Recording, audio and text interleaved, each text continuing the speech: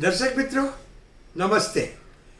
मैं doctor Sudhir Shah advocate visa window Hindi series part 11 में आपका स्वागत करता हूं। जैसा कि आपको पता है, मैं कई सालों से यूएसए और कनाडा के वीज़ा के बारे में जानकारी देता हूं।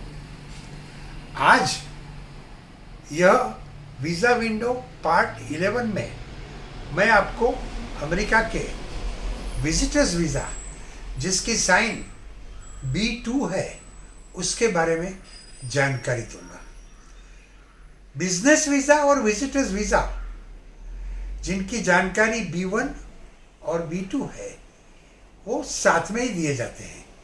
जब आप टूरिस्ट वीज़ा की अर्जी करते हैं, विजिटर्स वीज़ा की अर्जी करते हैं या आप बिजनेस वीज़ा की अर्जी करते हैं तो आपको जो वीज़ा दिया जाता है, आपके पासपोर्ट के ऊपर जो छप्पा लगाया जाता है उसके ऊपर B1/B2 रहता है।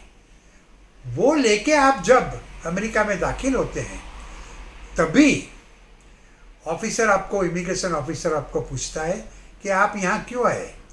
आप बताएंगे कि हम विजिटर की हैसियत से आए हैं, हम यहाँ घूमने आए हैं, हम टूरिस्ट हैं, तो आपको B2 स्टेटस देके अंदर जाने देंगे। अगर आप बताएंगे कि आप बिजनेसमैन हैं और बिजनेस के सिलसिले में आए हैं तो आपको B1 स्टेटस देके अंदर जाने देंगे। और बिजनेस वीज़ा के ऊपर आप बिजनेस रिलेटेड एक्टिविटी कर सकते हैं लेकिन बिजनेस नहीं कर सकते। ऐसा समझो कि आप एक टेलर हैं तो आप अमेरिका में जाके कपड़ा सिलेक्ट कर सकते हैं अपने क्लाइंट के लिए, उनका नाप ले सकते हैं, कटिंग भी कर सकते हैं, लेकिन स्टिचिंग वहाँ नहीं कर सकते। वो आपको वापस इंडिया आके स्टिच करके फिर सूट भेजना पड़ेगा। तो बिजनेस वीज़ा पे बिजनेस के कनेक्टेड, बिजनेस रिलेटेड, बिजनेस के संबंधित कार्य कर सकते हैं लेकिन बिजनेस नहीं कर सकते।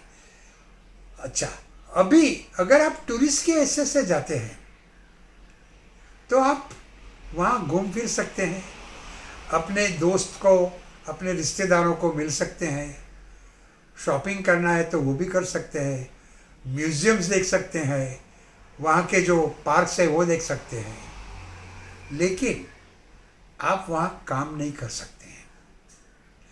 और B1-B2 वीज़ा के ऊपर आप ज़्यादा से ज़्यादा अमेरिका में 1 साल ही रह सकते हैं।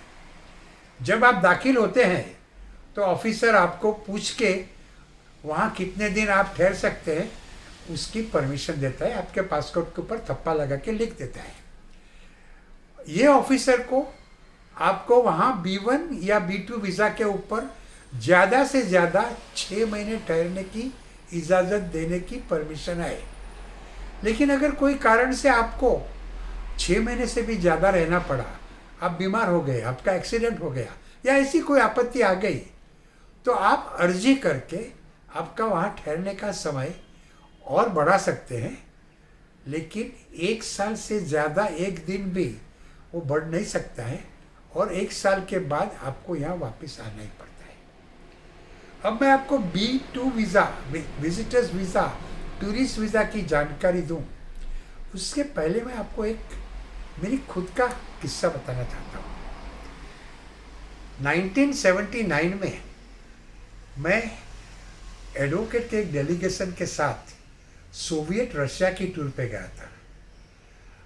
हम लोग रशिया में 5-6 सिटीज़ देखने वाले थे, मॉस्को, लेनिनग्राड, कीव, सोची, टास्कन, और फिर वहाँ से हम लोग बुडापेस्ट, वॉर्शो, प्राग, ईस्ट बर्लिन, फिर लंदन और फिर रोम होके वापस इंडिया आने वाले थे। ये सब देख के, ये मेरी पहली फॉरेन टूर थी, ये सब देख के मैं इतना प्रभावित हो गया और मैंने सोचा कि मैंने रशिया देखा है, इंग्लैंड देखा है, तो क्यों ना अब अमेरिका देखा जाए। तो मैंने नेक्स्ट ईयर 1980 में अमेरिका के B1-B2 वीज़ा की अर्जी कर दी। मैं जाना चाहता था विजिटर, तो मैंने विजिटर वीज़ा की अर्जी कर दी। अब मैंने सोचा कि मैं एक लॉयर हूँ, मैं अमेरिका जा रहा हूँ, वहाँ 4 हफ्ता ठहरने वाला हूँ, बहुत से शहरों में घूमने वाला हूँ, तो क्यों ना मैं वहाँ के लॉयर को मिलूँ, अटर्नीज को मिलूँ और वहाँ के कोर्ट्स देखूँ, वहाँ की लीगल सिस्टम के लिए कुछ जानकारी प्राप्त करूँ। तो मैंने New York, San Francisco, Washington DC के कई अटर्नीज को कागज़ लिखा कि मैं फ़लाना फ़लाना लॉयर बम्बई में प्रैक्टिस करता हूँ, मैं आपके देश में आने वाला हूँ और आपके शहर में मैं ये तारीख को रहूँगा, तो मैं आपको मिलना चाहता हूँ, आपकी ऑफिस देखना चाहता हूँ, आपके ज़रिए मैं आपकी लीगल सिस्टम जानना चाहता हूँ, आपकी कोर्ट्स देखना चाहता हूँ। तो सभी लोगों ने मुझे वेलकम किया। किसी ने बताया कि आप आइए, we will go to dinner together, will go for lunch, will have tea together.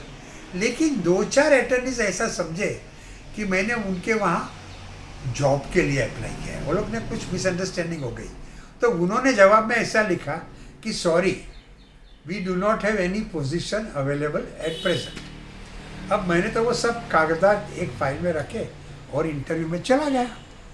मुझे कुछ मालूम ही नहीं था कि ये B2 वीज़ा के लिए क्या करना चाहिए, क्या दिखाना चाहिए, क्या पूछेंगे। मेरा तो इरादा घूमने जाने का था और अगले साल ही मैं आधी दुनिया घूम के आया था, तो मैंने सोचा कि मुझे वीज़ा मिल जाएगा। ऑफिसर ने मुझे पूछा कि आप क्यों जाना चाहते हैं। मैंने बताया कि मैं घूमने जाना चाहता हूँ और तुम्हारे देश के अटर्नीज़ों को मिलना चाहता हूँ। उन्होंने बताया क्या प्रूफ है। मैंने पूरी फाइल उनको दे दी। उन्होंने फाइल खोली और पहला पन्ना ही वही लेटर था, sorry no position available. Officer ने फाइल फटाक से बंद की, मेरे मुंह पे फेंकी, पासपोर्ट पे रिजेक्ट का सिक्का लगाया और बोला रिजेक्टेड। अब मुझे पता ही नहीं चला कि मेरा वीज़ा क्यों रिजेक्ट हुआ है। मेरी फाइनेंशियल पोजीशन साउंड थी, खुद की प्रैक्टिस थी, खुद का घर था, गाड़ी थी, अगले साल ही मैं घूम के आया था और इन्होंने मुझे क्यों रिजेक्ट कर दिया। घर पे आया, बहुत सोचा, फिर अमेरिका से इमिग्रेशन की किताबें मंगाई, वो देखी, पढ़ी, तब मुझे पता चला कि जब आप अमेरिका के विजिटर्स टूरिस्ट वीज़ा की अर्जी करते हैं तो ऑफिसर को यह सोच लेना पड़ता है कि आप वहाँ परमानेंट रहना चाहते हैं। तो आपके सिर पे ये जिम्मेदारी आती है कि उनको कन्विंस करावे कि आप अमेरिका एक टूरिस्ट की हैसियत से ही जाना चाहते हैं, आपको वहाँ परमानेंट रहने का या नौकरी काम करने का इरादा नहीं है। अब वो कागज़ उसने पढ़ा तो उसको लगा कि मैंने नौकरी के लिए अप्लाई किया है और इसीलिए मैं वहाँ जा रहा हूँ, इसीलिए उसने मेरा वीज़ा रिजेक्ट कर दिया। फिर तो मैंने वापस अर्जी की, मुझे वीज़ा मिल गया और उसके बाद मैं तो अभी तक तो ये पिछले 40 साल में करीबन 60-65 बार अमेरिका जाके आया हूँ। और जब मेरा वीज़ा रिजेक्ट हुआ तो मैंने सोचा कि औरों का क्या होता होगा, तो फिर मैंने USA इमिग्रेशन का अभ्यास किया और सबको गाइडेंस देने लगा।